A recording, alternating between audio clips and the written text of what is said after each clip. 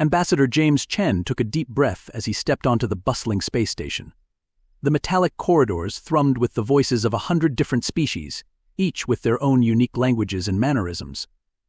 To an outsider, it might have seemed chaotic, but to James, it was a symphony of life and diversity.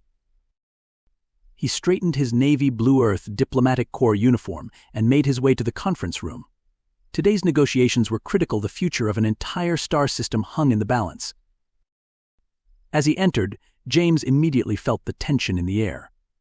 On one side of the long, oval table sat the ZK Thari delegation, their iridescent scales shimmering under the harsh lighting. Opposite them were the Novanites, their crystalline bodies refracting light in mesmerizing patterns. Both species had laid claim to the resource-rich Epsilon Eridani system, and neither seemed willing to budge. James took his seat at the head of the table, flanked by his aide, Dr. Marcus Wong, and the station's security chief, Commander Alejandro Ramirez. As the human mediator, it was his job to find a solution that would satisfy both parties and prevent a devastating war. Gentleman, James began, his voice calm and measured, I welcome you all to these negotiations. I understand the gravity of the situation, and I assure you that we will work tirelessly to find a resolution that benefits all parties involved. The ZK Thari ambassador, Czak, clicked his mandibles in irritation. Human, he hissed, your assurances mean little. The Novanites seek to rob us of our ancestral territories. We will not stand for it. From across the table, the Novanite representative, a being named Kristallos, chimed in with a voice like tinkling glass. Ancestral territories? The Epsilon Eridani system has been uninhabited for millennia. We have as much right to its resources as anyone else. James held up a hand, silencing both parties. He could feel the anger and frustration radiating from both sides. Lesser negotiators might have been overwhelmed, but James had spent years honing his empathic abilities. He didn't just hear their words, he felt their emotions, understood their fears and desires on a level that went beyond mere logic. I hear your concerns, James said, his voice filled with genuine understanding. Zach, the ZK Thari people have a deep cultural connection to Epsilon Eridani. It's more than just resources to you, it's a part of your heritage, your identity. Czak's antennae twitched in surprise. For the first time, the anger in his compound eyes softened slightly. James turned to the Novanites. And Kristallos, I understand that for your people, this represents an opportunity for growth and prosperity. The resources of Epsilon Eridani could elevate your civilization to new heights. Kristallos's crystalline form shimmered, a sign of acknowledgement among his kind. What if, James continued, leaning forward, we could find a way to honor both of these needs? A solution that respects ZK Thari heritage while also allowing for Novanite advancement. For the next several hours, James masterfully guided the conversation. He didn't just focus on the facts and figures, though those were important, but on the underlying emotions and motivations of both species. He asked probing questions, not to challenge, but to understand. And with each revelation, each shared fear or hope, he wove a tapestry of mutual understanding. Dr. Wong provided critical data and analysis throughout the negotiations, while Commander Ramirez ensured the proceedings remained peaceful.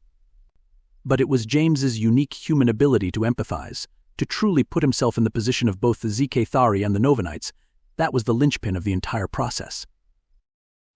As the station's artificial day cycle faded into night, a breakthrough finally came. What if? James suggested, his eyes alight with inspiration, we established a joint scientific and cultural preservation initiative in the Epsilon Eridani system.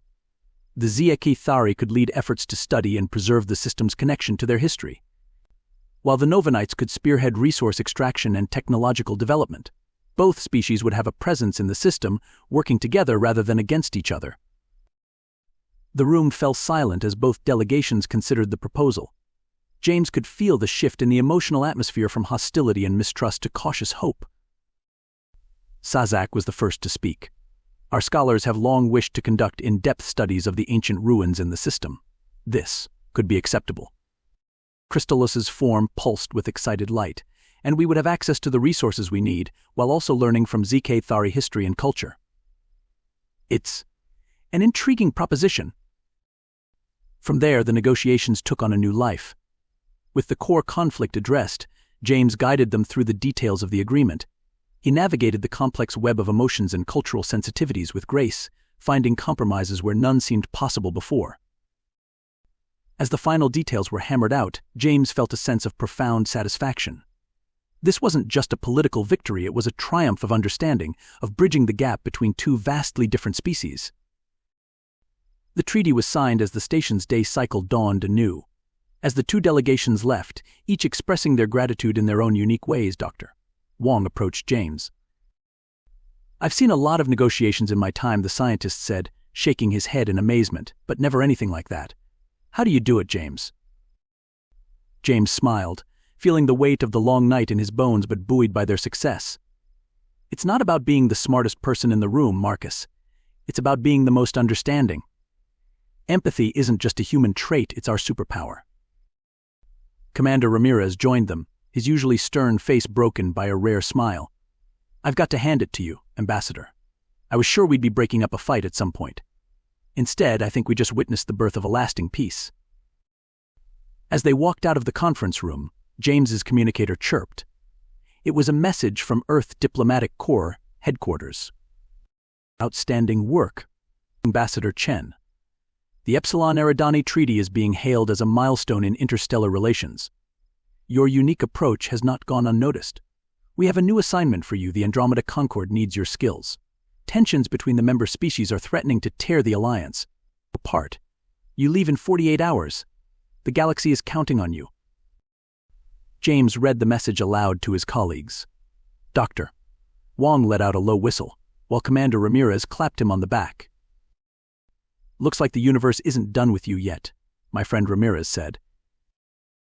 James nodded, feeling a mix of exhaustion and excitement. The work was never done, but that was okay.